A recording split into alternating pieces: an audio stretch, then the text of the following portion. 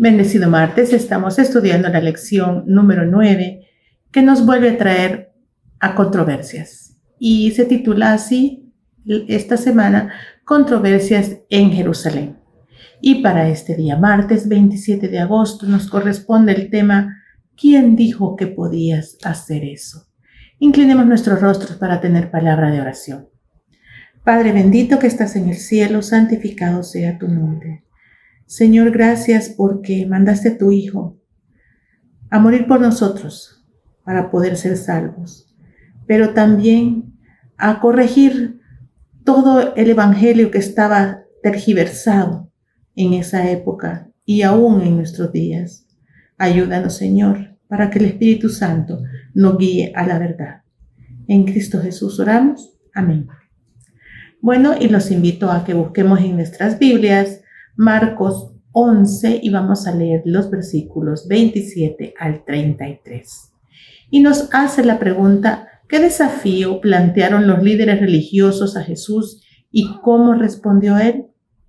Dice así, volvieron entonces a Jerusalén y andando él por el templo, vinieron a él los principales sacerdotes, los escribas y los ancianos y le dijeron, ¿con qué autoridad haces estas cosas y quién te dio autoridad para hacer estas cosas? Jesús respondiendo dijo, os haré yo también una pregunta, respondedme y os diré con qué autoridad hago estas cosas. ¿El bautismo de Juan era del cielo o de los hombres? Respondedme. Entonces ellos discutían entre sí diciendo, si decimos del cielo dirá, ¿por qué pues no le creéis? Y si decimos de los hombres, pero temían al pueblo, pues todos tenían a Juan como un verdadero profeta.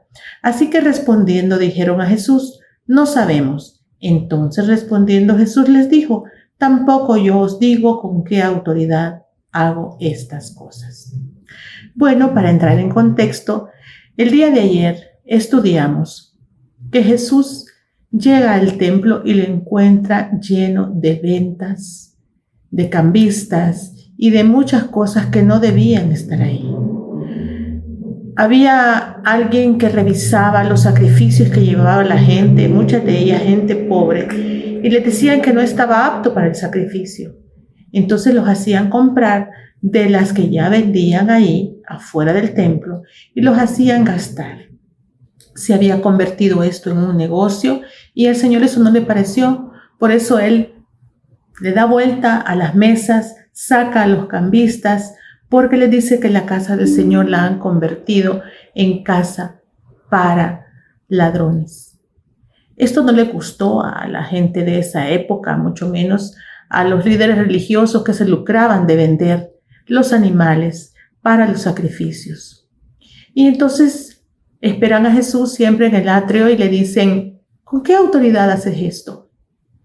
El Señor, que conoce los corazones de ellos y sabe que le están tendiendo una trampa, les devuelve una pregunta y le dice, bueno, si ustedes me contestan quién era Juan el Bautista y con qué autoridad hacía lo que hacía, pues yo también les contesto. Pero ellos también percibieron que podían meterse en problemas porque si decían que sí, que era Juan el Bautista un profeta, entonces el Señor les dice, entonces ¿por qué no le creyeron? Y si dicen que no creían en Juan el Bautista, se metían en problemas porque todo el pueblo estaba convencido de que Juan el Bautista era un profeta que estaba anunciando la venida del Mesías. Ahora bien, continuando la lectura, nos manda a Marcos 12, 1 al 12, y dice, ¿cómo continuó Jesús su negativa a responder y con qué efecto? Y dice la palabra de Dios.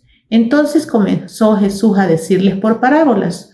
Un hombre plantó una viña, la cercó de vallado, cavó el lagar, edificó una torre y arrendó a unos labradores y se fue lejos.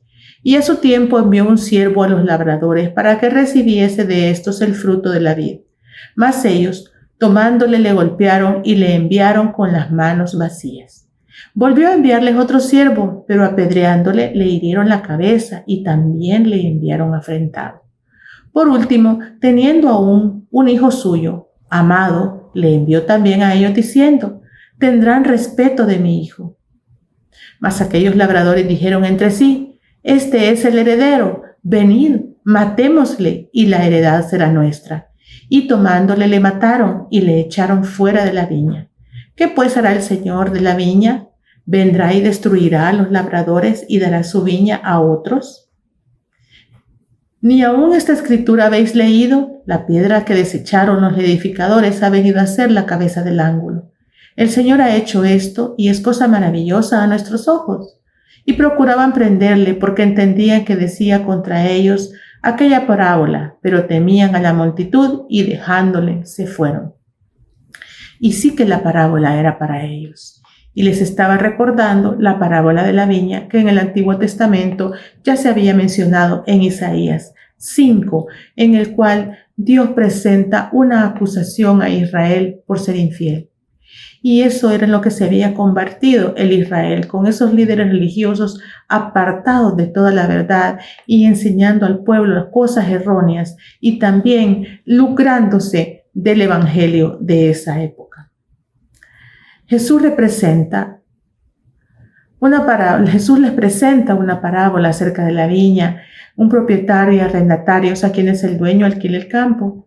Y bueno, hemos leído cómo manda a una persona y lo golpean, manda a otra y no quieren entregarle el trabajo de la viña. Es así como el hombre, el dueño de la viña, manda a su hijo creyendo que lo van a respetar. Y esto representa cómo Dios envió a su hijo creyendo que aquí podían recibirlo bien. Pero vemos cómo el pueblo de Israel ni siquiera creyó en que era el Mesías, porque ellos esperaban un Mesías poderoso, un Mesías victorioso, pero victorioso hablando en otros términos, porque ellos querían que los librara del pueblo romano y que les diera poder y riquezas, pero el Señor era que venía a rescatarnos del pecado y ellos no lo entendieron. La historia se desarrolla de una manera muy inusual, dado que los arrendatarios se niegan a entregar el fruto de la viña al propietario. En lugar de ello, maltratan a los siervos que él envía y finalmente a su hijo lo matan. El Señor estaba preparando a los discípulos para lo que venía, pero los discípulos tampoco lo entendieron en ese momento. Él estaba tratando también de dirigir esta historia a los líderes religiosos y darles una advertencia acerca del desenlace de su conducta. Vista de esta perspectiva, su parábola es un amoroso preaviso. Aún no es muy tarde para que cambien y eviten su juicio seguro. Algunos de ellos probablemente se arrepintieron, pero otros no lo hicieron. De esa misma forma, ahorita nosotros estamos conociendo que el Señor viene pronto. ¿Por qué? Porque todas las señales de su venida se están cumpliendo. No sabemos el día ni la hora, pero no somos hijos de tinieblas, sino que somos hijos de luz y conocemos los tiempos y las señales y sabemos que todo se está cumpliendo para su propia venida. Tenemos que estar de la mano del Señor. Tenemos que predicar la verdad del Evangelio. Tenemos que advertir a todas las personas que aún no conocen y que aún no saben de esta hermosa verdad en la cual Jesús vendrá por su pueblo. Que el Señor nos ayude a comprender todas estas verdades y que podamos servirle y traer más personas para su reino. Bendecido martes.